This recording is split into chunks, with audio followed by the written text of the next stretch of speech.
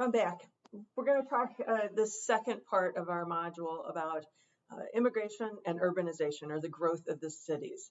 And again, this is layering in that late 19th century time period that we've been talking about for so often this semester, kind of bumping into with our other time periods. And this is going to lead us into the 20th century, into those early 1900s that we'll carry forward with the rest of the semester. So we talk a lot about immigration today, and we really have very low immigration numbers compared to what we had at the turn of the century.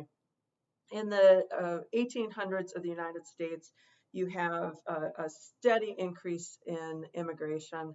In the 1820s to the 1840s, which is pretty early and pre-Civil War, you have a lot of immigrants that come from Germany, they come from Ireland, they come from England, they come from Western Europe. And think about those places. Think about I know that in elementary, middle school, you learn about the Germans coming to Texas and things like that. So think about that time period. That's going to be the 1820s, 30s, and 40s. And then you're going to see a real shift after the Civil War, in that really tumultuous time of the 1850s and 1860s. The United States isn't going to have as many immigrants.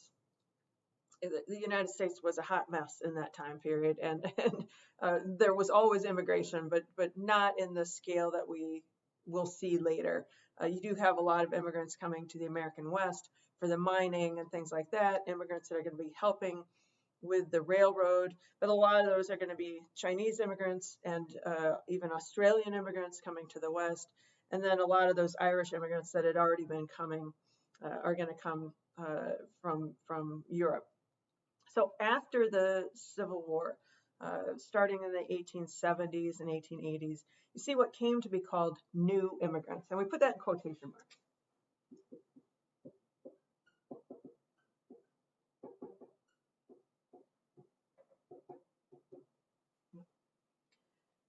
We put it in quotation marks because this is what people called them. They called them new immigrants. There was a lot of debate about all these new immigrants that were coming to the United States. And obviously, all immigrants are new to the United States. So what are they talking about here?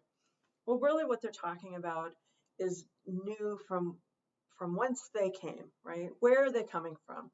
Well, these immigrants are coming from different parts of Europe, different parts of the world, compared to those earlier, kind of older Western European immigrants.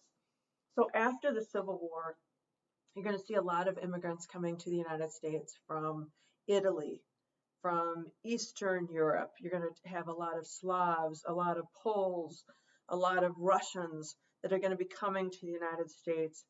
And this group of immigrants are going to be different in other ways. They're going to be a lot more poor immigrants coming to the United States and a lot more unskilled laborers. We didn't go into that much detail during the Industrial Revolution conversation, but I know your textbook talked about skilled laborers and unskilled laborers, especially in that talk about unions and how the unions, many of them focus just on those skilled laborers, where someone working in a factory just cutting out the leather pieces for a shoe, right? That's not a skill. Anybody can be taught that, right? Anybody can be taught to do that one simple job. You're easily replaceable. It's something you learn quickly, and you're not going to get paid a lot for. But there are also skilled laborers. There are masons who build things. There are with bricks. Today we have plumbers are skilled laborers. Electricians are skilled laborers. Blacksmiths in this time period we're talking about, that kind of thing. Those are going to be skilled laborers, and they're harder to replace, which the unions liked, which meant they could strike and not be easily replaced. Right? So the immigrants that are coming in this later time period are going to be a lot more unskilled laborers that are coming to the United States. And so the unions aren't as happy with them because it's so many people available for work. The factory owners don't mind them because it's so many people available for that cheap labor that we talked about in the industrialization conversation. Right? But you're going to see this huge increase in the volume of immigration. To just give you an idea on some numbers. So before the Civil War, we have between 1 and 2 million immigrants coming to the United States per decade. So every 10 years, we would have 1 to 2 million immigrants coming to the United States. After the Civil War in the 1870s, we have 4 to 8 million immigrants coming in per decade. So that's a huge leap from 1 to 2 million per decade to 4 to 8 million per decade. And those numbers keep getting bigger as we get to the 20th century. For example, 1907, that 1 year alone, saw 1.6 million immigrants come to the United States in 1907. So think about that massive increase. And this is the immigration we're talking about when we talked about that industrial revolution, all that cheap labor. Remember, we had those 5 reasons or 5 things you had to have to industrialize. Lots of cheap labor. Well, this was it. These massive millions, literally millions of immigrants coming to the United States to do this labor. So this is huge, and they really are the force of the Industrial Revolution. And again, your textbook in the Industrial Revolution chapter talked about this, especially when it was talking about the labor unions and how they were dealing with unskilled and skilled laborers. Now the big question is, and we'll talk about a little bit. We'll talk in later lectures about the racism that's tied to these immigrants. They are not welcomed. They are treated very poorly. And you know, the Italians were not white, right?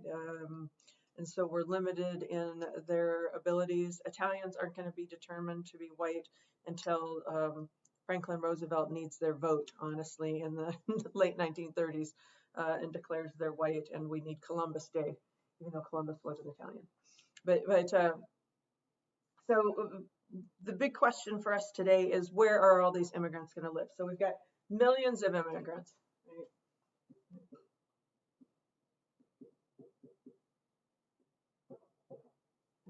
Millions of these people coming to the United States. Well, where are they going to live? Well, some are going to be those farmers that we talked about, expanding to the West and coming to the United States for that Homestead Act and this opportunity to own land, and their own land, when they never could have done that back home. But a lot of these immigrants, especially these unskilled laborers that we're talking about, are going to go to the cities. And that's where the second part of this little video goes to, this idea of urbanization, this growth of the cities, the growth of the urban areas in the United States. Now, we've always had cities in the United States. From the beginning, you start with these towns. Think of Boston, Philadelphia, New York, these old cities that we've had. And they were always walking cities where you could walk across from one end of the city to another.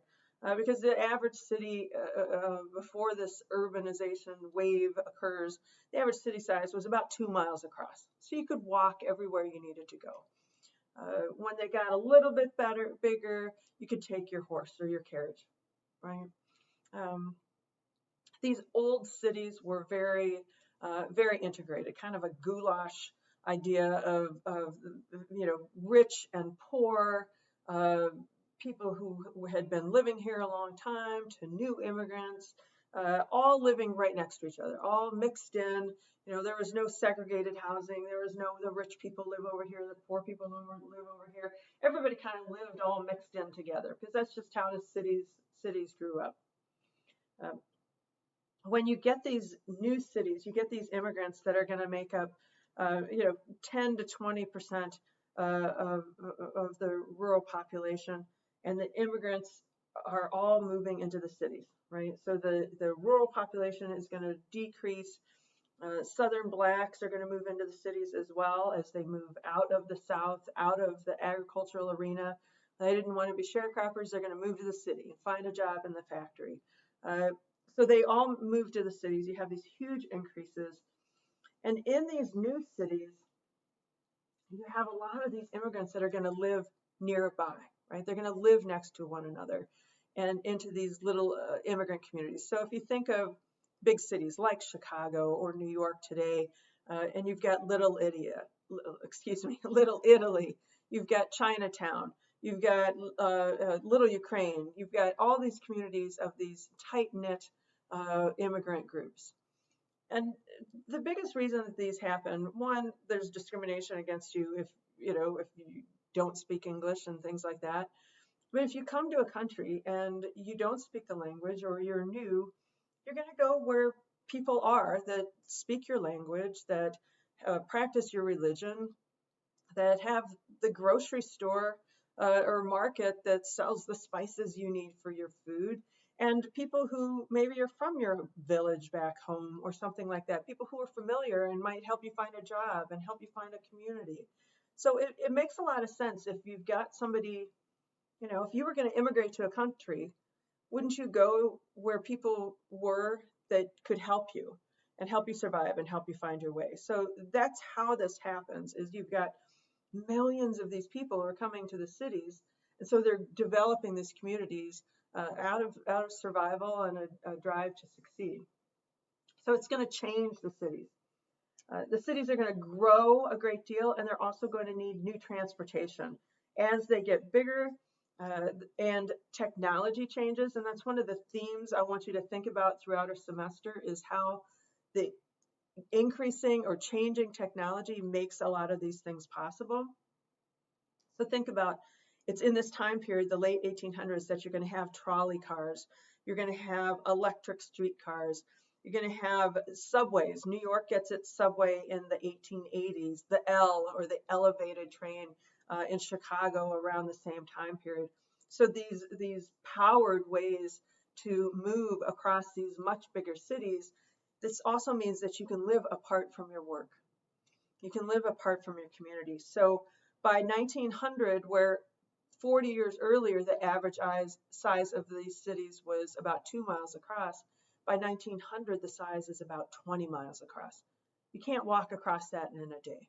You've got to have this other form of transportation, and it's self-fulfilling prophecy, right? Because you have this transportation, you can spread out, and because you are spread out, you need the transportation.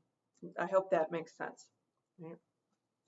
Cities are going to expand upward as well, thanks to steel, which your textbook talked about, and I talked about a little bit. The growth of the steel industry in the United States booms, right? The steel feeds that whole industrial revolution.